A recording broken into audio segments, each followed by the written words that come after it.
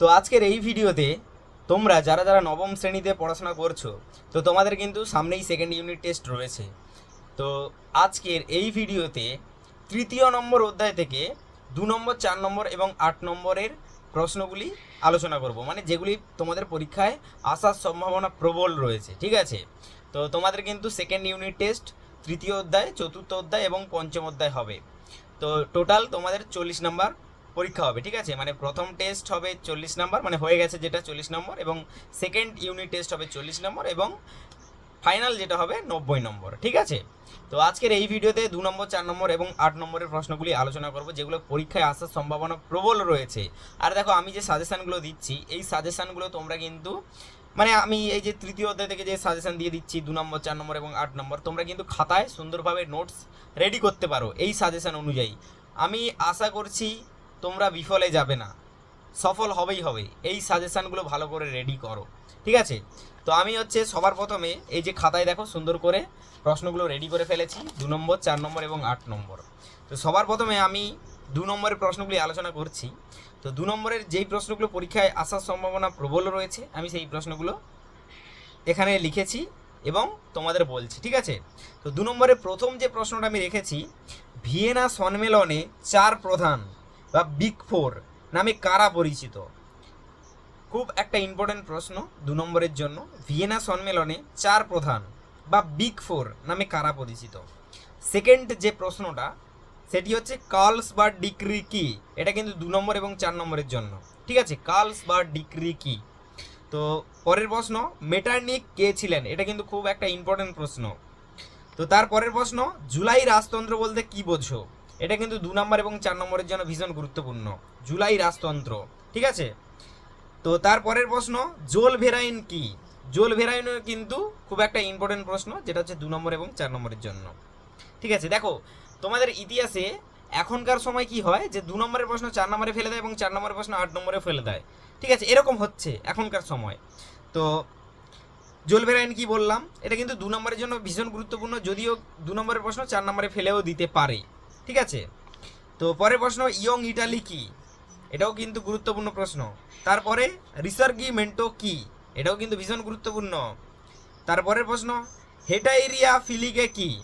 ঠিক আছে, তারপরের প্রশ্ন, কার্বোনারি কি? তারপরের প্রশ্ন, ম্যাথসিনি, ক্যাভুর, গ্যারিবল্ডি। দেখো এই 3জনের মধ্যে কিন্তু 2 নম্বরের যে কোনো একজনের নাম ফেলে দিতে পারে।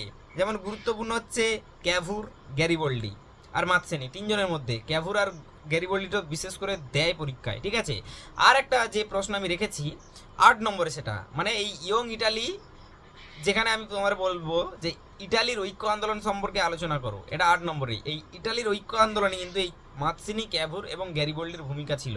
ঠিক আছে, এটা নিয়ে আমি প্রশ্ন করেছি, তো আমি সেটা বলবো তোমাদের। দেখো টোটাল এই 10টি প্রশ্ন খুব গুরুত্বপূর্ণ। এক্সট্রাভাবে তোমরা যেটা করতে পারো, মনোরনীতি কি, ট্রপর ঘোষণা বলতে কি বোঝো, এই দুটো এক্সট্রা প্রশ্ন। ঠিক আছে, তো এই যে 10টি প্রশ্ন দিলাম আমি তোমাদের 2 নম্বরের জন্য, এই প্রশ্নগুলো কিন্তু ভীষণ ভীষণ গুরুত্বপূর্ণ। তোমরা কিন্তু রেডি করে রাখো এই প্রশ্নগুলো। এর মধ্যে থেকে যেগুলো পরীক্ষায় আসার সম্ভাবনা প্রবল, সেগুলো আমি বলছি, জোল ভেরাইন, ইয়ং ইটালি, রিসার্গিমেন্টো, হেটারিয়া ফিলিকে, আর মেটারনিক, কার্লসবার্গ ডিক্রি, জুলাই রাজতন্ত্র, ভিয়েনা সম্মেলনের 4 প্রধান।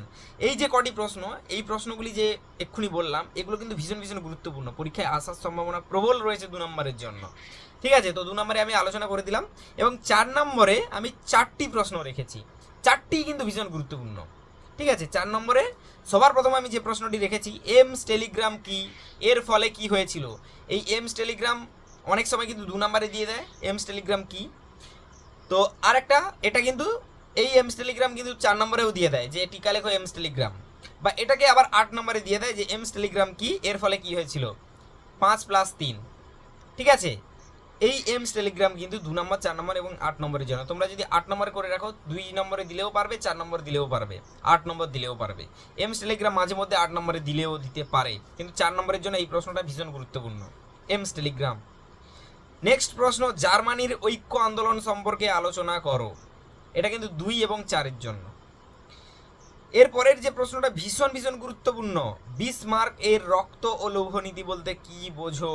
এটা কিন্তু 2 নম্বর, 4 নম্বর এবং 8 নম্বরের জন্য ভীষণ ভীষণ গুরুত্বপূর্ণ। 2 নম্বরেও দেয়, 4 নম্বরে দেয় এবং 8 নম্বরেরও দেয়।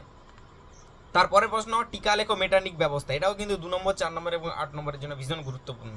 ঠিক আছে, তো এখান থেকে 3টি যে প্রশ্ন আমি বলছি যে এমস টেলিগ্রাম, বিসমার্কের রক্ত ও লৌহনীতি এবং মেটার্নিক ব্যবস্থা, এই 3টে প্রশ্ন কিন্তু খুব ভালো করে তোমরা রেডি করো।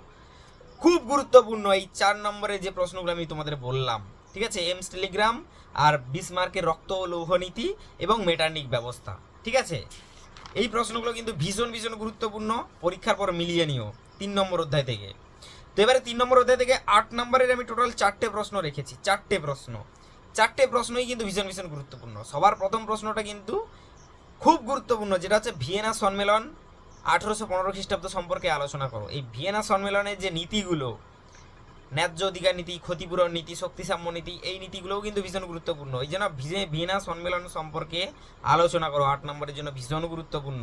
বা এটা আবার 4 নম্বরেও দিয়ে দেয় অনেক সময় যে ভিয়েনা সম্মেলনে ন্যায্য অধিকার নীতি সম্পর্কে আলোচনা করো, বা ভিয়েনা সম্মেলন সম্পর্কে আলোচনা করো, 4 নম্বরে দেয়। ঠিক আছে, আর এই প্রশ্নটা অথবা কেমন আসতে পারে যে ভিয়েনা সম্মেলনের মধ্যে কি বোঝায়, এই সম্মেলনে কারা যোগদান করেছিলেন, ভিয়েনা সম্মেলনের উদ্দেশ্য কী ছিল, এরকম প্রশ্নটা ঘুরিয়েও দিতে পারে।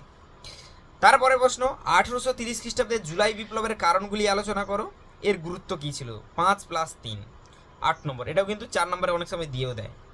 4 এবং 8-এর জন্য কিন্তু ভীষণ গুরুত্বপূর্ণ। নেক্সট প্রশ্ন 1848 খ্রিস্টাব্দে ফেব্রুয়ারি বিপ্লবের কারণগুলি আলোচনা করো, এর গুরুত্ব কী ছিল, এটাও 5+3, এটাও কিন্তু ভীষণ গুরুত্বপূর্ণ 4 এবং 8-এর জন্য, বিশেষ করে 8-এর জন্য তো ভীষণ গুরুত্বপূর্ণ। দেখো এই অধ্যায় থেকে যদি ভিয়েনা সম্মেলন 8 নম্বরে দেয়, তাহলে কিন্তু এই ফেব্রুয়ারি এবং জুলাই বিপ্লব কিন্তু 4 নম্বরে দিতে পারে, বা এই দুটি প্রশ্নকে একসঙ্গে জুড়েও দিতে পারে 8 নম্বরে, যে ফেব্রুয়ারি বিপ্লব এবং জুলাই বিপ্লব সম্পর্কে আলোচনা করো, এরকম প্রশ্নটা দিতে পারে। আর একটা প্রশ্ন যেটা ইটালির ঐক্য আন্দোলন সম্পর্কে আলোচনা করো, এই প্রশ্নটা এরকম দিতে পারে যে ইটালির ঐক্য আন্দোলনে ম্যাথসিনি, ক্যাভুর ও গ্যারিবল্ডির ভূমিকা আলোচনা করো, 4 এবং 8-এর জন্য ভীষণ ভীষণ গুরুত্বপূর্ণ। আমি যে 8 নম্বরে যে 4টি প্রশ্ন বলেছি খুব খুব গুরুত্বপূর্ণ প্রশ্ন, যদি 8 নম্বরে না দেয় 4 নম্বরে দেব, যদি 4 নম্বরে না দেয় 8 নম্বরে দেবে, এবং যদি 8 নম্বর বা 4 নম্বর যদি না দেয় 2 নম্বরে দেবে, মিলিয়ে নিয়েও প্রশ্ন যখন হবে। ঠিক আছে, তাহলে 8 নম্বরের এই প্রশ্নগুলো কিন্তু ভীষণ ভীষণ গুরুত্বপূর্ণ।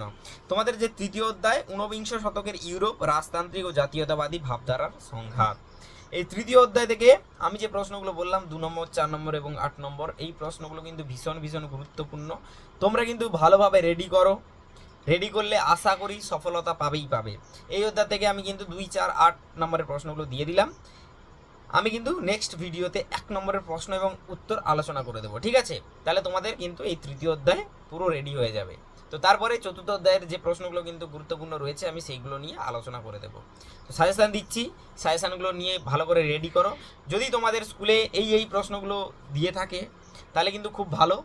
আমার প্রশ্নের মধ্যে তোমরা যারা টিউশন, প্রাইভেট টিউশন পড়ো, ঠিক আছে, তো তোমরা কিন্তু প্রাইভেট টিউশনের টিচাররা কেমন প্রশ্ন দিয়েছে এবং স্কুলের টিচাররা কেমন প্রশ্ন দিয়েছে সেগুলো কিন্তু কমেন্ট করে জানিও। ঠিক আছে, যে আমার প্রশ্নগুলোর মধ্যে মিল আছে কি না। আশা করছি অনেক অনেক কমন পেয়ে যাবে, এবং প্রশ্ন বিচিত্রায়ও কিন্তু অনেক প্রশ্ন কমন পেয়ে যাবে। তুমি মিলিয়ে নিও এই প্রশ্নগুলো, ঠিক আছে, অনেক কমন পেয়ে যাবে।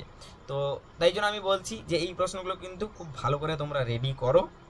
আর আমি কিন্তু ফাইনাল মানে তোমার হচ্ছে 3য় অধ্যায়ে প্রশ্ন দেবো, 4র্থ অধ্যায়ে প্রশ্ন দেবো এবং 5ম অধ্যায়ে প্রশ্ন দেবো।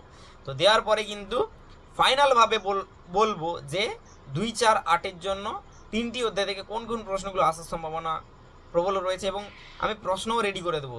2 কি 3টে সেটে রেডি করব, ওই 2-3টে সেটের মধ্যেই কিন্তু তোমরা প্রশ্নে মানে তোমাদের যে পরীক্ষা হবে সেই পরীক্ষায় কিন্তু প্রশ্ন পেয়ে যাবে। যাই হোক, এই প্রশ্নগুলো কিন্তু খুব ভালো করে রেডি করো। তোমাদের স্যাররা, স্কুলের স্যারেরা এবং প্রাইভেট স্যারেরা কেমন প্রশ্ন দিয়েছে, আমার প্রশ্নের সঙ্গে মিল আছে কিনা সেগুলো কিন্তু কমেন্ট করে জানিও। দেখা হচ্ছে নতুন একটা ভিডিওতে।